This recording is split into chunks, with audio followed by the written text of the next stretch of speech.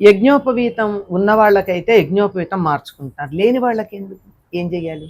యజ్ఞోపవీతం ఎందుకు అంటే, ఒంటి మీద బట్టలు మనకి శరీరాన్ని రక్షించినట్టు యజ్ఞోపవీతం మన మనస్సును రక్షిస్తుంది, మనస్సుని ఆత్మని. దానికి అది కవరింగ్. మరి లేని వాళ్ళు ఎట్లా?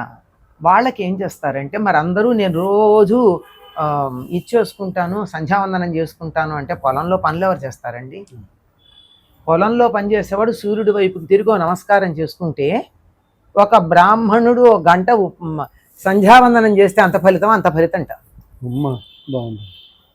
ఎవరి పని వాళ్ళు చెయ్యాలి. వర్క్ ఈజ్ డివైన్, అంతే. Work is worship, duty is divine. అది మనకి చెప్పింది. మరి అట్లాంటి వాళ్ళకు కూడా రక్షణ ఏదైనా ఉండద్దా? ఉండాలి. రక్షణ ఉండడానికి ఏం చేస్తారంటే, పూర్వం ఆలయాల్లో అర్చకులు ఉండేవారు.